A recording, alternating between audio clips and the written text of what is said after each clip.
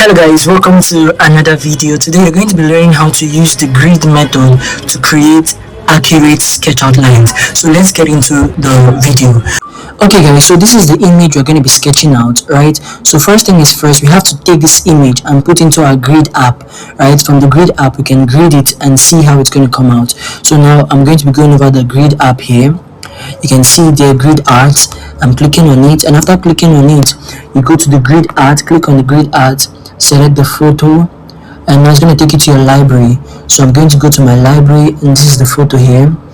So you can see this is an automatic grid that the app is giving to me, but I have the option to give it a certain number of grid I want based on my level of knowledge or the time I want to use to draw the grid. So what I'm going to be doing now is customizing this particular grid. So I'm going to be going to grid and selecting a particular row and column. So the row we're going to be using for this is 3, while the column is 4. Then click OK. You can see 1 2 3 4 1 2 3, right? So this particular grid box is ideal for me.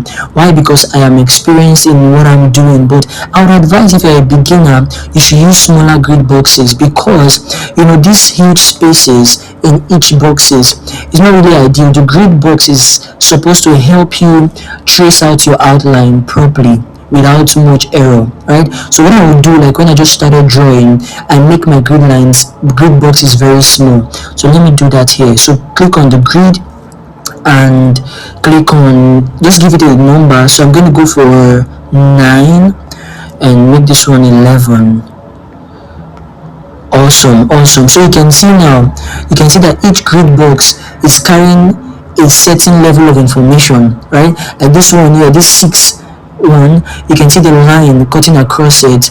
If you go to the nose, you can see this grid box, it's having the outlines inside. So it's going to be very easy for me to trace this out with my grid on my paper, right? So I'd advise you, if you're a beginner, use smaller grid boxes. But if you're a professional or someone who doesn't even really need the grid, then I'd advise you use smaller grid boxes like the one I am using, right? So this one, it's more of like you're even drawing with freehand, right? But for a beginner, I advise you use the smaller boxes so you can easily trace out the lines and the box effectively. So as you can observe in our reference picture, we have 4 rows and 3 columns. So we're going to be representing this with our ruler and also our pencils. So I'm going to be measuring it right now.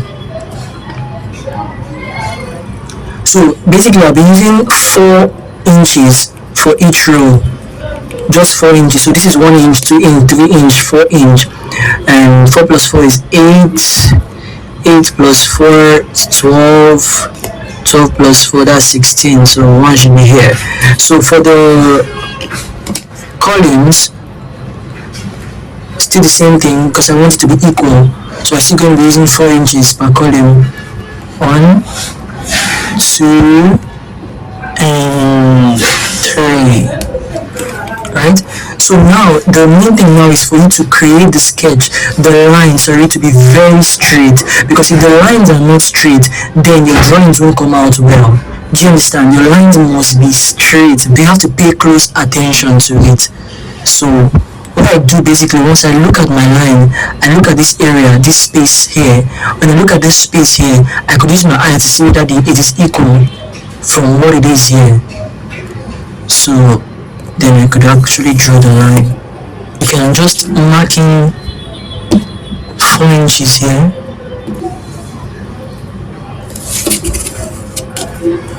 And rule it off. Right? Can also do that again. I'm going to be drawing the columns now using the same technique. Gently, and you can draw it. Just ensure your hands are straight. Yeah, so here we have it. We have our grid line ready. So just cover this one.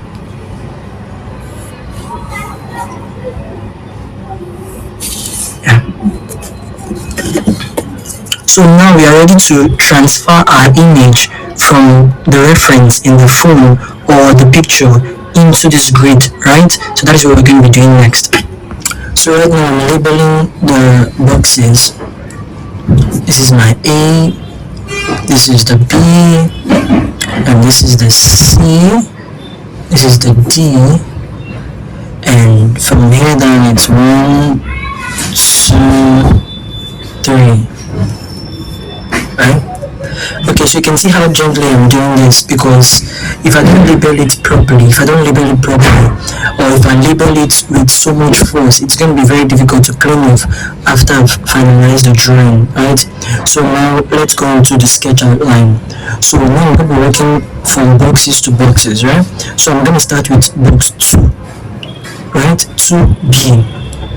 So you can see a shade. Okay, so at this point, we are working from box to box, so you have to actually pay close attention to each boxes and actually draw the outlines from the boxes, right? So you have to do this gently. So right now I'm going to box 2, right? So this box 2, you can see the line of the nose there. So what I'm doing here is actually calculating, and as I told you, this is more like drawing with freehand because the boxes are too big, but based on my level of experience, it is doable. So at this point I'm calculating just using my eyes, right, and my hands. So this area is, I believe this is where the point for the nose is, so I'm going to be linking it gently. So while linking it, after linking it, I'm going to be going to another box, you understand, to connect these boxes. So when I keep connecting the outlines together, that is how it comes together to form the sketch, you understand, and it makes it very, very accurate if you can do it gently. So you can see I'm just using those dots and points to actually calculate where the nose, the edges are, right? And it can actually take some time, but you just have to be patient with it and also be open to errors. If you make a mistake, it is important that you clean off gently, right, and then you can still continue with what you are doing. So making a mistake is not the end of the whole process. So still you can still see the calculation is very important, because if you don't calculate properly, right, if you don't calculate properly with your eyes, also as you're doing this with time, it just becomes a part of you and you see yourself doing it easily, you get. So, and as I always say, if you don't calculate it properly, your sketch outline might come out not as you would want it to be, you understand. So yeah, just enjoy the process and do it gently. The more you keep doing it, the more better you become at it, so I'm just following the same process. I'm using my eyes to check where the dots of the lines are connecting, and then I'm using my hands to draw the sketch from one box to another. So what the grid box is there to do is just actually there to help you, like it's like a guideline, right? It's there to help you so you don't go off the boundary, especially when you're creating the sketch outline. So you just have to do this gently, right, and enjoy the process. And also you shouldn't be afraid of making mistakes. That's why I say, like, for you as a beginner, you should be using smaller boxes, because when you use smaller boxes, it becomes very easy for you to join the sketches together, right, more accurately. But if you use bigger boxes like this, then you can also do it, but it might also take you some stress, especially if you don't know how to calculate very, very, very well, or you're just a beginner in this, right? So just do this gently. Just do it gently, and while you're doing it, also have the full picture in mind, right? Sometimes you can step back and look at what you are doing and see if it's coming out nice, right? So when you step back and look at it, you're going to see a full picture of it, and then you either continue or you can stop where you are and clear off some of the mistake. So this is actually how the process of the grid is. And remember also, as I'm sketching out the work, I'm also very, very attentive to the numbers of the grid boxes. Like you can see, this is the grid box number 3. I'm in the column of the tree of the grid box number 3.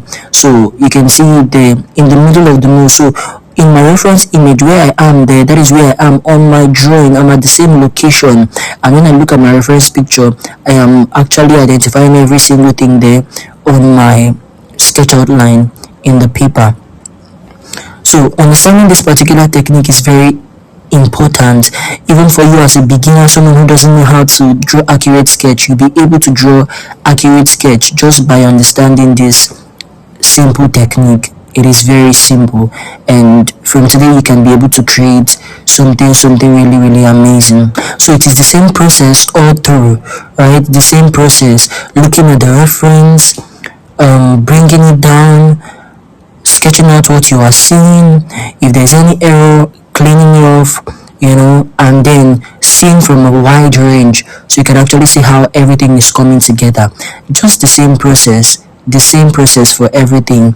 You follow it box to box, and you are drawing exactly what you see in each boxes, right? You're drawing what you're seeing in each boxes, and you're doing this gently with precision. That is what the grid affords you. That is what it helps you to do.